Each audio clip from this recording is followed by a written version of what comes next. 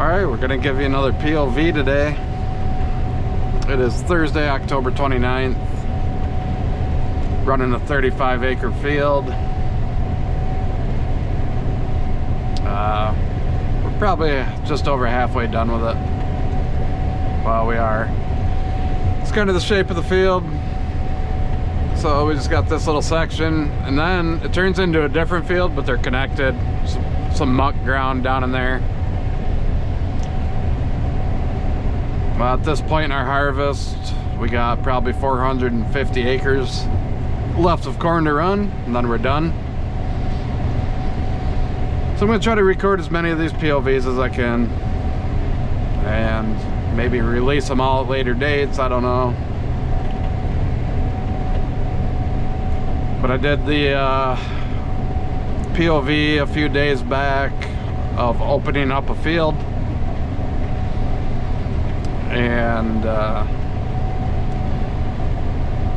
it was done slightly different than we normally do, because I wasn't going into fully running the field. I was just stripping areas open so we could get trucks lined up and a grain cart in. So I was there by myself. I didn't have anything to dump in, so I did a lot of extra stuff that we don't normally do. So you're about to see that in action as we come up here to the corner of this field. There's a new headland that runs along M43. M43 takes you right into Lansing, about 30 miles to the east of us. So I just thought I'd kind of record this so you can kind of see it in action when both combines are running, and you'll kind of see why we do it the way we do it here in a little bit.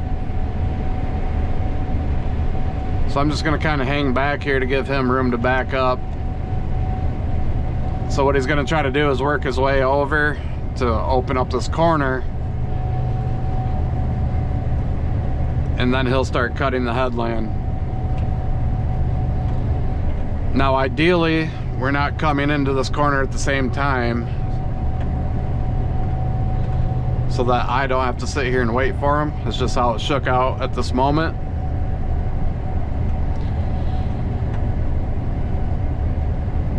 Ideally, we would have been, I would have been a few minutes behind him. But because of a little grain cart situation we just had, we ended up close together.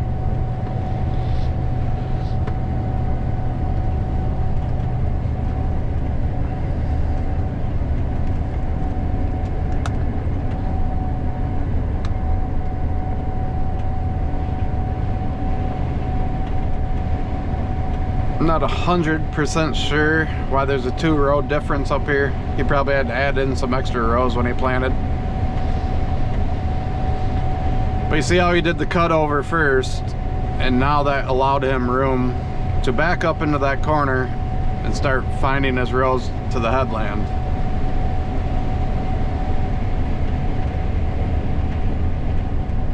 But because I'm behind him, he only did one cut over. We usually do it twice.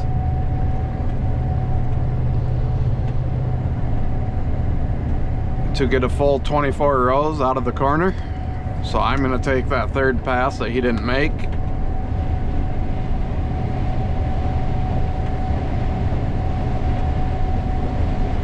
You just ease your way in so you don't run over corn. You're probably going to tip a few ears over, but you'll be able to pick them back up later. So the reason why I had to make the third pass is because we use a 24-row planter. Well, 8 goes into 24 3 times. So now I'm exposing the rest of these headland passes. Otherwise, I wouldn't have been able to get to them.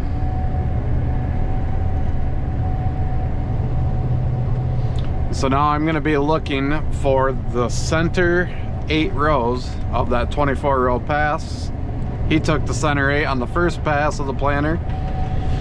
I'll take the second pass of the planter, and also the second set. But just because I accidentally tipped a few rows over instead of counting and getting wrong, I'm just going to cut in for a quick second here waste a little bit of time, but I didn't want to have to do a cut of shame, so I did it the lazy way. And here we go. I'm going to take the second set of 8 on this 24 row pass of the planter. So I'm responsible for this 24 rows. He's responsible for that 24 rows. Because we plan a 48 row headland. And when we get to the end, we're each going to do the same thing. On his pass, on his 24 rows, he's going to, when he gets to the end, he's going to back up. He's going to cut over 8, back up, cut over 8, and then his corner's open. And then I will do the same when I get down there. And you'll see what that looks like. It'll open up the entire corner of the field down there so that when we finish the headlands, we can just quick pick up our heads and spin around.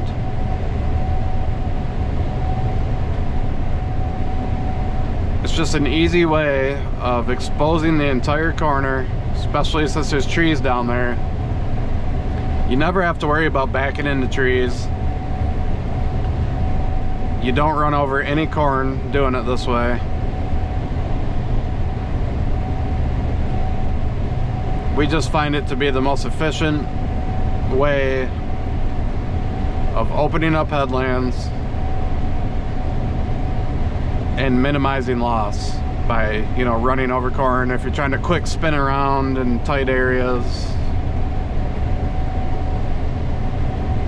So not every farmer probably does it this way. There's a lot of different strategies you could try to use. This is just something me and him kind of developed together.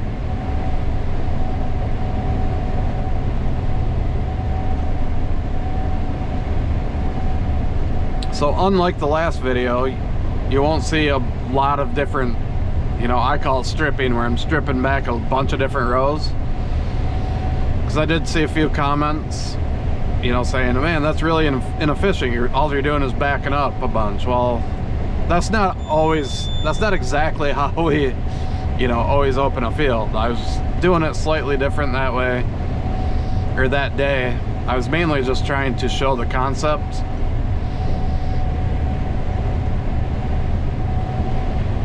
And you'll see another benefit of doing it this way. I'm almost full, so I'm hoping I'm gonna make it to the end.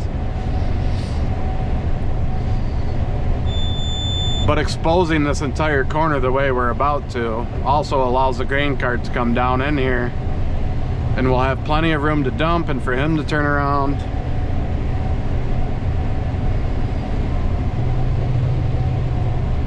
So that's why we like this, you know, wedge concept, or V, whatever you want to call it. We just call it cutting a wedge.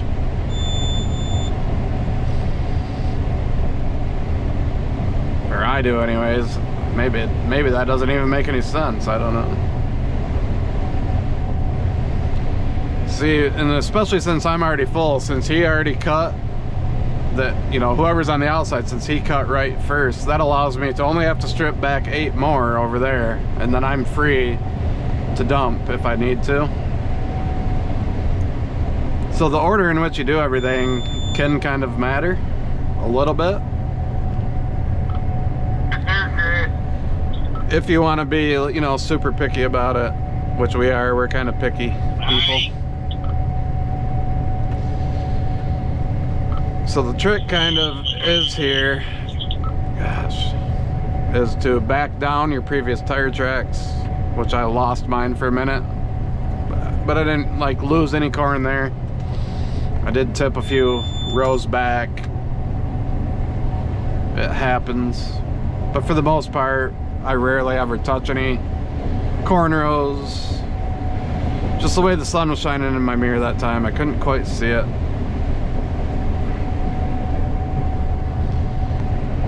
I can only fit about 35 to 40 more bushel on before I start spilling. But I think that's just enough room for me to finish my wedge cut.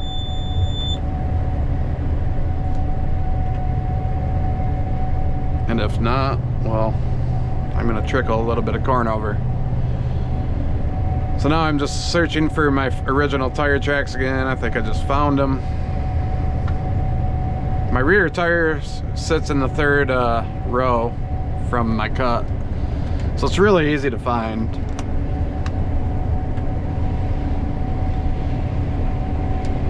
How well I do it usually just depends on how tired I am, how, you know, just fatigued I am in general.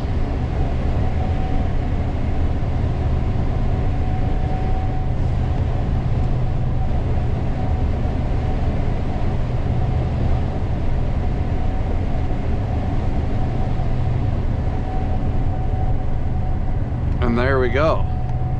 And now what you'll see when I turn here to my left, what you're gonna see is a whole wide open corner of the field without knocking over any corn.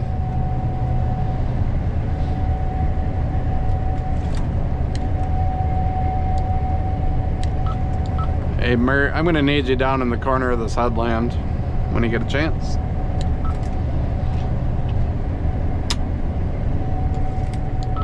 I'm down in the muck area. So we're gonna have to sit here for a minute. We have a different driver in the grain cart, so gotta give him a little grace for making me wait here.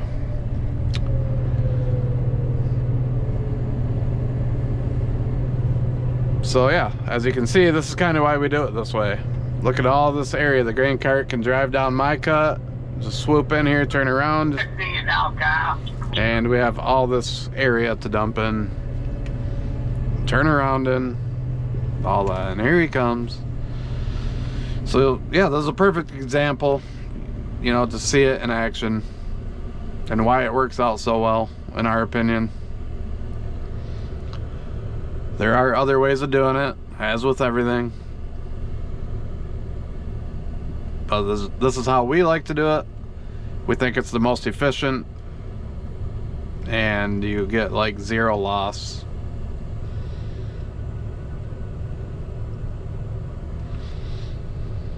But I don't know if you can see that. So he has all that room to turn around and get underneath my auger.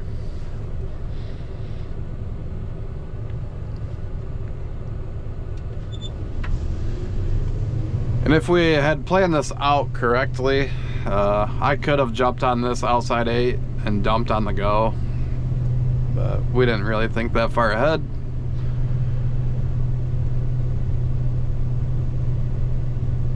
So we could have even made it a little more efficient this pass, or this time.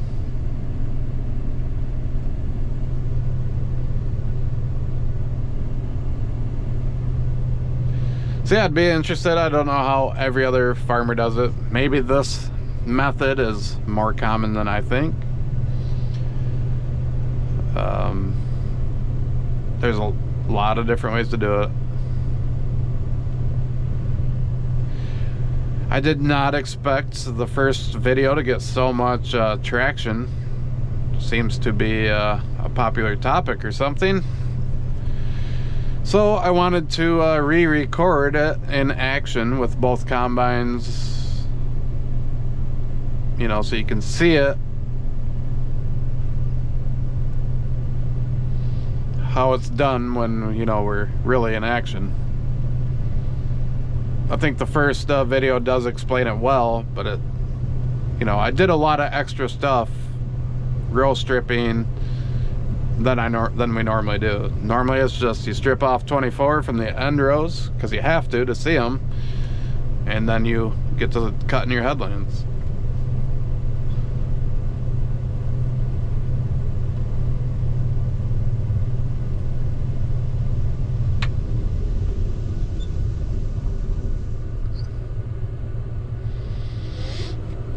And this is a secondary headland, and so the field was already in progress, which is another reason why I was already full, because I was making a full pass across the field prior to coming down this headland. So if we were just starting a field, I would have been able to, you know, make it all the way back to the other end, and then I would have never had to stop, you know, to dump. But any row, any ear of corn, I didn't get in here very straight. Screwed up the video. Yes, we're not perfect. But any, you know, right there I could see maybe 1, 2, 3 of them. Last 3 rows of that cut in, I might have tipped a couple of, but I might have already got the ears. I don't even know yet. There's 1 ear of corn there that I had to pick up off the ground. But I got it, so literally 0 ears of corn lost doing it that way.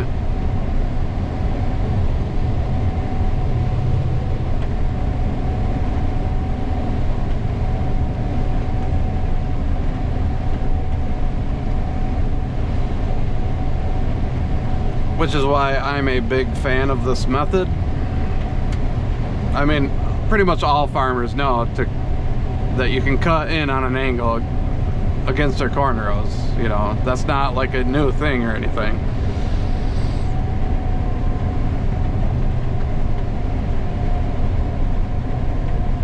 But when you run 2 machines and you both do exactly what I just did, you know, like I just showed, it's just a super efficient way. That's kind of why I was showing it, how we do it, because not every farm runs 2 combines either.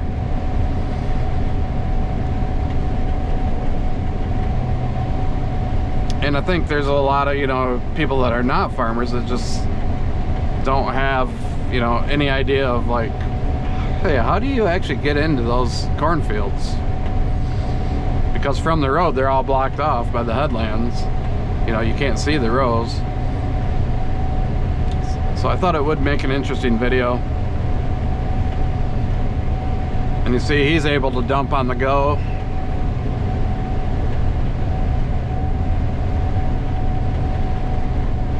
And if I hadn't already ran across the field the whole way, I would have been able to do the same, because I would have made it back to that end just like he did.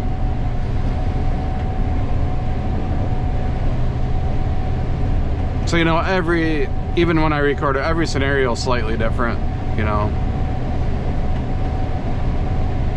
But the concept is the same, and that's what I was trying to show.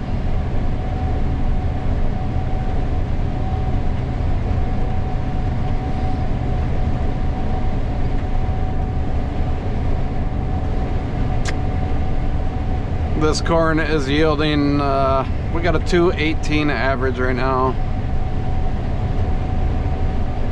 It's not our strongest performing ground, but still pretty good. I'm not gonna complain about that.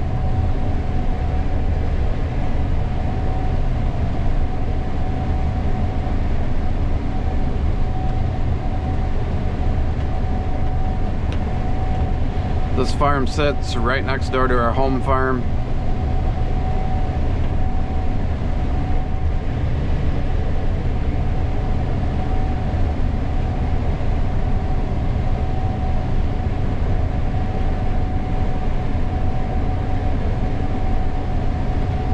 Now you'll kind of see what it looks like from the other end. It's with the corner open.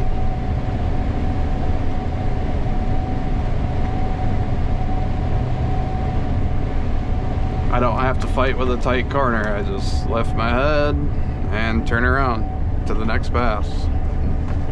Now I don't need to run this whole pass because he'll run it back. But I do need to strip some of it back so that I can start counting rows or finding a guess row. And I don't think I can count over very far. These are the other things you have to consider, because we have like a little swampy area that kind of bumps out into the field right here. You can kind of see the trees right there. So I have to consider that when deciding where to split this field at. So I think I got to about the edge of that right there. So now I'm gonna back up and I'm trying to find a guess row, and I think I might have just seen one right there. It's kind of hard to tell because there was also a sprayer track right there. So was that just a sprayer track or a guess row? So I think I will count 1, 2, 3, 4, 7, 8, 9, 10, 11, 12, 13, 14, 15, 16, 17, 18, 19, 20, 21, 22, 23, 24, 25, 26, 27, 32. And that was a gust row.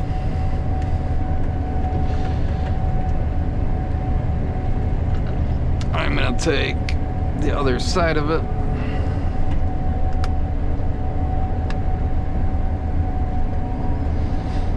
Now we count in factors of 8 because I have an 8-row head, which is divisible, you know, 8 and 24. You get what I'm trying to say. I'm having a brain fart right now.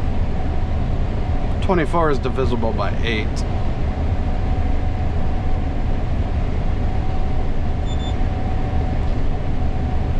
And we do that, we want to stay on that row count so that when you get to the end of the field or you finish a split, when you split a field, you don't end up having to make a full pass just to run one row.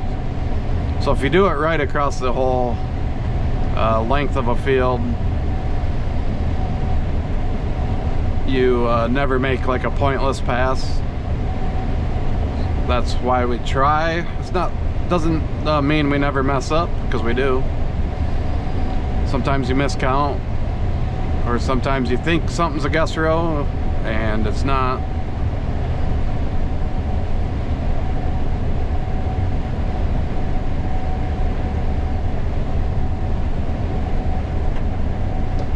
And with auto steer these days, it is very hard to find gust rows because it's so accurate. The row spacing is always so close you can't tell. And if you're wondering what a gust row is, let's pretend we're planting 24 rows. You get to the end, you pick up your planter, and you turn around, and then when you set your planter back down, the spacing of rows between your last pass and your next pass is the gust row.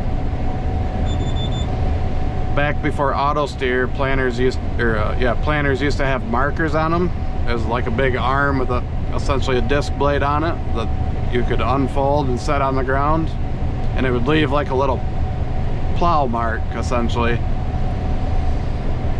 in the dirt, and that would tell you where to center your tractor on your next pass. Well, even with that, the gust rows a lot of times, because you're driving by hand, would either be extra wide or extra narrow, and they were easy to spot come harvest time. Now with auto steer, it's all controlled by satellites and a computer, and if you have the right subscription, you got to pay for it. It's very accurate, so that row spacing between passes is dead on. Well, there goes a deer. You know, it's just very accurate. We plant 30-inch spaced rows, and you know, it's accurate within an inch or less most of the time. On side hills, sometimes you can find them easier. I don't know if I explained that well. Hopefully that makes somewhat of sense to the average person.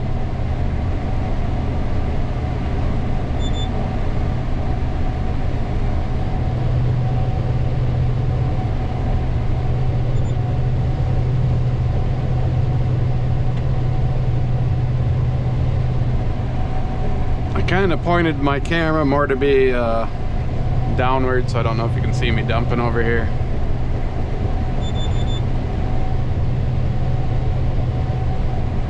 But I'm on a side hill here, so I can't really trust my steering sensor to steer for me, so I also have to look forward here. So I apologize if that's making you a little dizzy.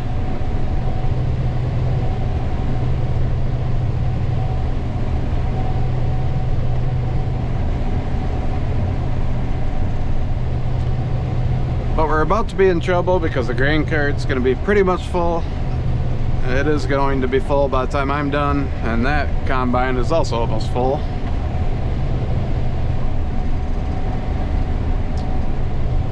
So to stay efficient in a field with 2 combines, 1 grain cart, can be a challenge. It takes us a decent amount of planning and chatter on the radio. You know, communication is key. I'm gonna try to get just a little more up here on the front of his cart. He is full. So we're getting close to a half an hour on this video. With the GoPro, it overheats, so I can't go a whole lot longer. So I'll probably end it here when I get to the end of the field. Hopefully, for those of you who did enjoy that original opening the field POV I did, hopefully this explains it a little better, shows you more what it is actually like in practice when both combines are going. And yeah, hopefully, you know, I'm not necessarily trying to teach people, but for those of you who did actually learn something there, I honestly didn't expect that, and hopefully this might show you a little better to what it really looks like, you know, throughout the course of a day. So yeah, I appreciate everybody who watches these videos. If you haven't checked out the channel yet, I'd encourage you to. I do these POVs, I do some long form content, and I also live stream from the cab. So if you like these POVs, you probably will like the live streams. Just trying to see if the other combine came to the outside or if he stayed in the split. Are you staying in the split, or did you go to the outside? Oh. I'm on the outside. So since he's on the outside, I don't want to strip, get rid of all these rows yet. And I can make it across the field easier. Or easy, since I just emptied out. So instead of wasting those rows, I'm going to cut on the opposite side just to get rid of more of these.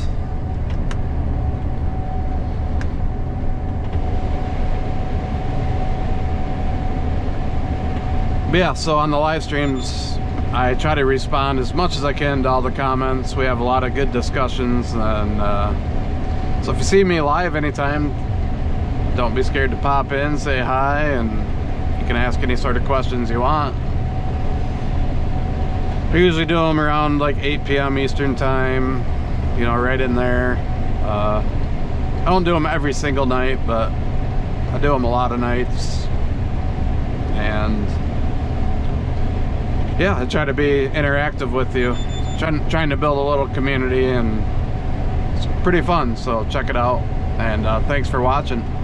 Oh, and please subscribe if you haven't. Thank you.